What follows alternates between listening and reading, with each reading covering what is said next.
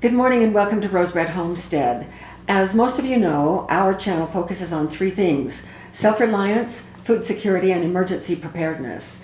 One of the things that we like to model is that when we find foods that are on sale for a really good price, we buy them then and there. And that's exactly what happened with all of these cranberries. Jim found a really good buy, and so we have these cranberries. January is really a good time to watch for cranberries. It's after the holidays, and grocery stores are wanting to clear their shelves of cranberries because they look at cranberries as more of a seasonal food. So I have a ton of cranberry sauce in every different way that you can do it. And so I looked for something else to do with these cranberries, because this is very, it's very prudent to buy things when they're on sale, and we're going to make some good food out of this. So I have decided that I'm going to do some cranberry juice. So we're going to use a recipe that is a tested recipe out of the Bernardin book. Bernardin is out of Canada, and it's just like our USDA. So when we come back, we will get started.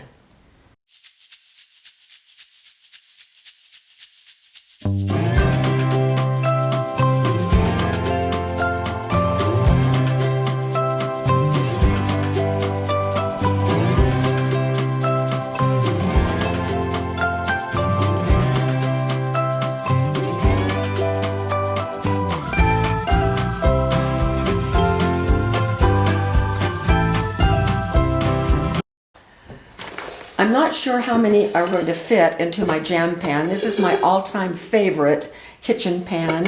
It is a Maslin pan, and I get asked about this all the time, so I'm just going to put the link at the bottom of the video so that if you want to look it up, you can. It used to be a whole lot less expensive than it is now.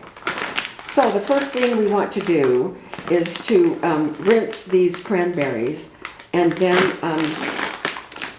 we are just going to put as many as will fit right in here. Right, these have been rinsed. I have one package in here already. These have been rinsed. I'm sorting through them. I think these were probably on the store shelf for a while, so there are some that are a little bit shriveled. So I'm sorting through them right here, making sure we get the best quality there. 3 of the 2-pound packages fit in here. So I have about 3 pounds left. I'm going to do these in a separate pot. I'll do that off camera right now. I'm going to fill this up to just covering the berries. Oh, there's one that needs to go. Covering the berries with water, and then we're going to put it on the stove and boil it. So we'll come back when everything is all boiled.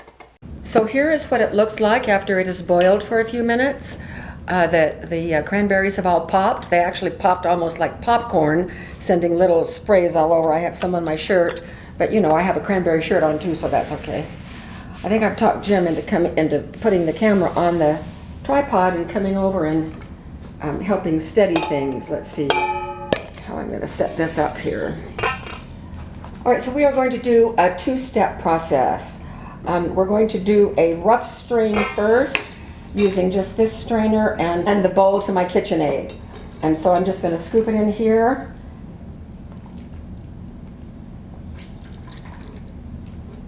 And it is dripping. It's almost like cherries. Right now it's unsweetened, and we won't know whether we're going to sweeten it until a little bit later. Now I'm just going to pour the leftovers in this bowl. There's still a lot of good juice there, and we'll be coming after that a little bit later. Let me show you now what we're going to do with the next step. So the next step is we're going to be pouring it. This is a coffee filter and another strainer inside a funnel. And so we're going to pour the juice in here to catch more of the sediment. This is actually quite thick. It's thicker than what you get at the grocery store.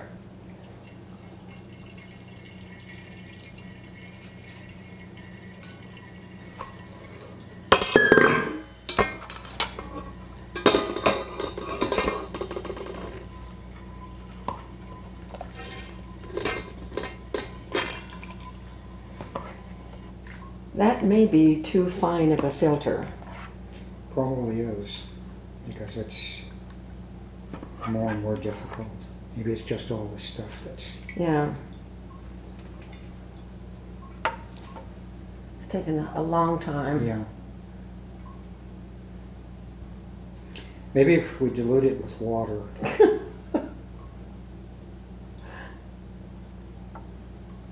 We may have to use another filter. Yeah, I think so. Let's pull this filter out and just send it through that strainer again.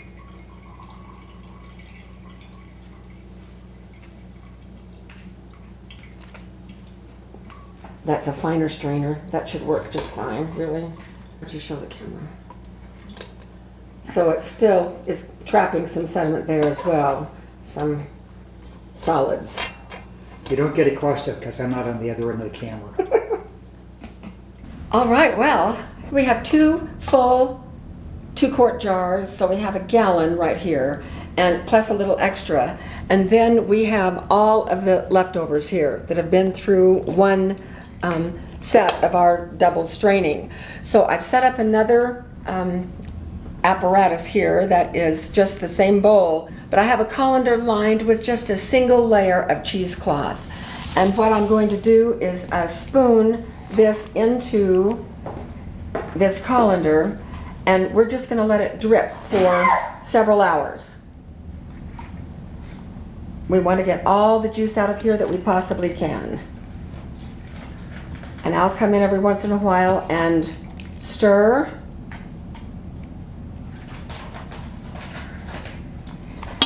Then once we have retrieved all the juice that we can out of this, everything is going to go in the refrigerator for a couple of days. We want the sediments to settle all the way to the bottom, and then we will come back at that point in time and show you what happens next. So we will see you soon. I'm just home from work, first day back after winter break, and we want to finish up this cranberry juice before bedtime, so here we go. By the time Jim and I finished straining everything, we had almost 6 quarts of this cranberry juice.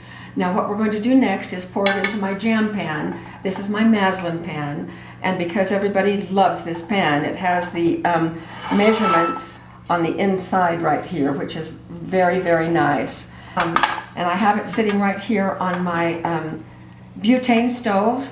We have our alarm for carbon monoxide right here, just to be safe. What we're going to do is we're going to bring the juice, I'm going to pour it very carefully into the pan because it's been in the refrigerator for 2 days and sediments have settled. And so we don't want those sediments in our juice, so I'm going to pour very carefully in here and leave the sediments in the bottom of the jar. Then we may need to dilute it a little bit with water. It's quite concentrated. Maybe even add a little bit of sugar, bring it to a boil. Once it boils, and then we'll get it into the jars, and I will can it on this big pot that is on the stove right back here. So let's begin. I just took the lids off, so I'm going to be very carefully pouring this in. It has almost the consistency of syrup.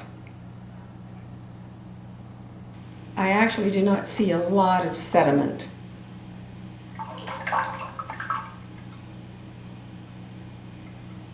A little bit, but not very much. This was the last one. It appears to have a little bit more sediment. It was the last one that we strained. A few more drops. Okay. So I'm going to turn this on.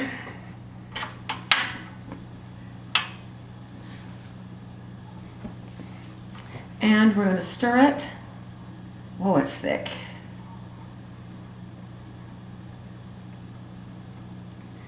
And I am going to taste it.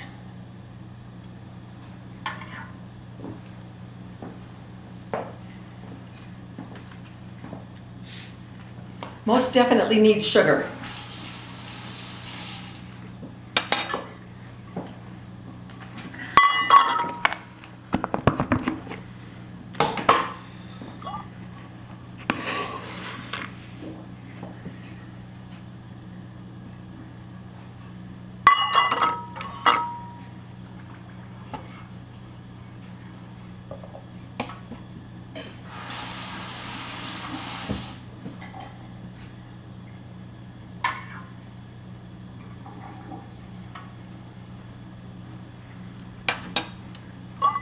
More sugar.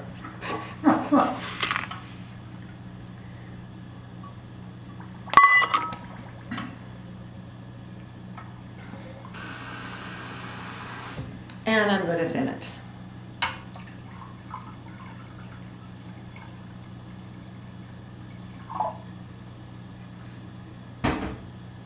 Now this is not going to look like the cranberry juice that you buy in the grocery store that is clear.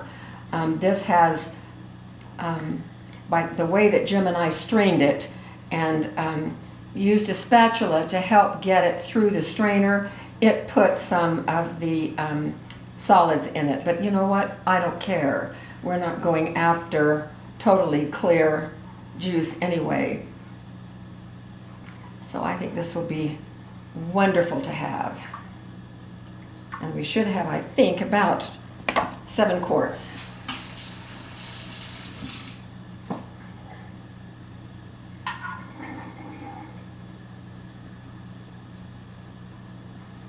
That's good. Okay, so we'll be back when this comes to a boil. Should have close to 6 quarts. Okay, finger tight. All right, we'll finish filling these off camera and bring you back when everything is full. So here's the, I think the last one, maybe a little bit more. Whoop.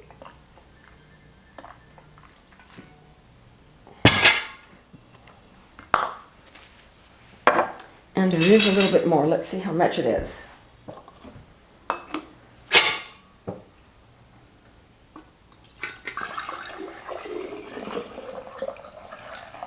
Oh my gosh, we're gonna have 7 quarts. Oops, a little bit of sediment there. Okay, pretty good. Now these jars were washed with hot soapy water, no need to sterilize. And by the time I filled them, they had come to room temperature. That is okay, that much of a temperature differential is okay. From room temperature to boiling is okay. All right, so I'm going to put these over in the canner, and this is just a regular pot. It's not a special canner. It's just big enough that these quarts will fit in it, and we're going to process these for 15 minutes. So we'll be back when I'm ready to take them out of the canner. All right, this is the last one out of this pot. Good. Did you hear that popping? So I could only fit 5 in that pot, so I had to get another pot started. It's about 10 minutes behind the other one. So we have 5 of 7 out of the canner, and they are beautiful. I'm really looking forward to having these on our food storage shelf. They will be fantastic to add to ginger ale or Sprite or any one of a number of ways over ice. I can just hardly stand it. I want some right this minute. So this is all there is to canning, and I know other people do it in a more fancy way with different machines. We kind of did it the old-fashioned way, and I'm not going to get a juicer. So here we have a really good buy on cranberries that we have turned into something that will be fabulous on our storage shelves. So thank you for being with us, and we will see you next time.